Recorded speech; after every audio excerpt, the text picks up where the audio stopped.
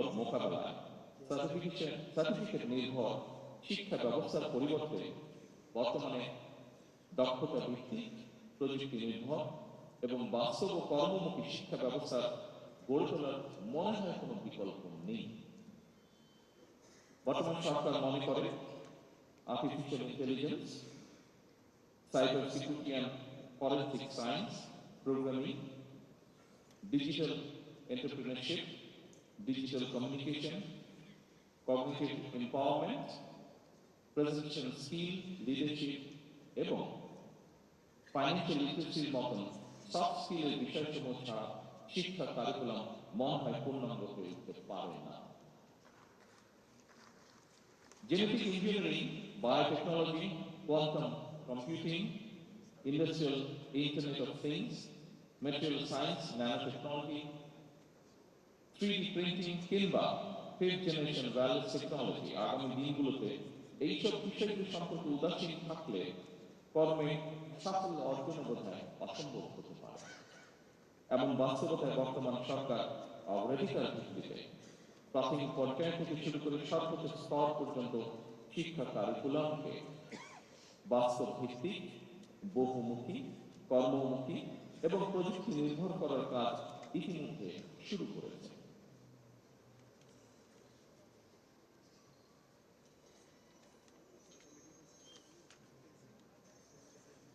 গবেষণা, উদ্ভাবন এবং প্রযুক্তিগত উৎকর্ষতার এই সময় শিক্ষা কারিকুলামে পরিমার্জন এবং সংস্কার একটি চলমান প্রক্রিয়া।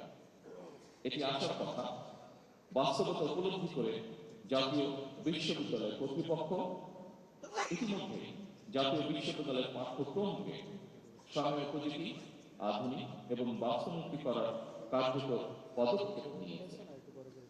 জাতীয় বিশ্ববিদ্যালয় আয়োজিত দক্ষতা ভিত্তিক শিক্ষা বিষয় শিক্ষক প্রশিক্ষণ কর্মসূচির আজকের এই অনুষ্ঠান তারই বাস্তব প্রতিফলন বলে মনে করি আমি। শিক্ষা শুধু ব্যক্তির পরিবর্তনের জন্যই নয়, বরং বর্তমানে প্রযুক্তি নির্ভর শিক্ষা রাষ্ট্রের অর্থনৈতিক প্রবৃদ্ধি, উদ্ভাবন এবং বিশ্বমানের প্রতিযোগিতামূলক সক্ষমতা তৈরিরও প্রধান নিয়ামক। ফলে উচ্চ শিক্ষা ব্যবস্থাকে আরো প্রযুক্তি নির্ভর এবং কর্মমুখী করতে ইন্ডাস্ট্রিয়াল সেক্টর কিংবা এবং বিশ্ববিদ্যালয়ের মধ্যে সমন্বয় বৃদ্ধি, ইন্টার্নশিপ এবং ইন্ডাস্ট্রি একাডেমিয়া লিঙ্কেজ বাধ্যতামূলক করা সম্ভবত এখন সময়ের দাবি। সম্মানিত শিক্ষক, শিক্ষিকা এবং শিক্ষার্থীবৃন্দ, অস্বীকার করার নিশ্চয়ই উপায় নেই প্রযুক্তিগত উৎকর্ষতার এই চলমান সময় শিক্ষা ব্যবস্থার আধুনিকরণ অত্যন্ত জরুরি। তবে এটিও মনে রাখা প্রয়োজন, আমি যেই কথাটি সবসময় বলার চেষ্টা করি সব জায়গায়, বিশেষ করে আজকে আমাদের সামনে যে ভবিষ্যৎ বাংলাদেশ বসে আছে তাদেরকে যখন পাই এই বিষয়টি আমি চেষ্টা করি উল্লেখ করতে। সেটি কি? একজন মানবিক মানুষ হয়ে ওঠার জন্য নৈতিক শিক্ষার বিকল্প নেই। আমি মনে করি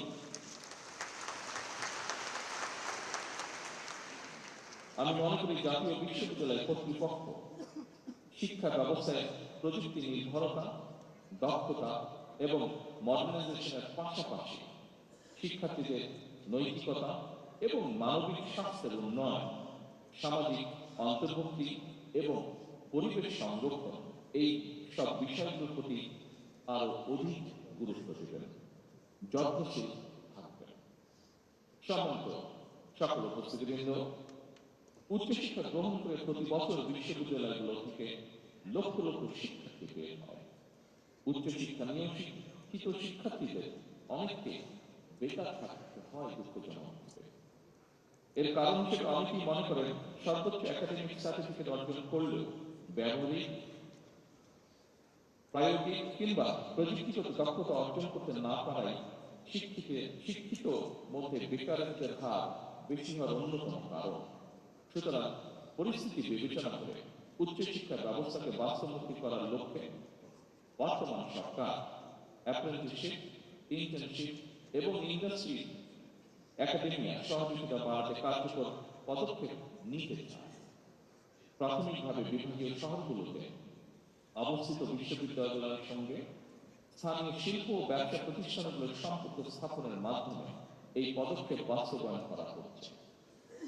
এর ফলে শিক্ষার্থীগণ একাডেমিক শিক্ষার পাশাপাশি শিক্ষার্থী অবস্থাতেই কর্মদক্ষতা অর্জন করতে সক্ষম হবেন। ফলে শিক্ষা জীবন শেষে তাকে, যা আমরা প্রত্যাশা করি, হয়তো ইনশাল্লাহ তাকে বেকার থাকতে হবে না। এছাড়া সরকার ক্যাম্পাস থেকে ব্যবসায়িক উদ্যোক্তা তৈরি করারও বহুমুখী উদ্যোগ গ্রহণ করছে। এই অংশ হিসেবে সরকার কলেজ এবং বিশ্ববিদ্যালয় ইনোভেটিভ বিজনেস আইডিয়া বাণিজ্যিকরণ করতে প্রতিযোগিতামূলক প্রক্রিয়ায় সিড ফান্ডিং বা ইনোভেশন গ্রান্ট প্রদানের সিদ্ধান্ত নিয়েছে।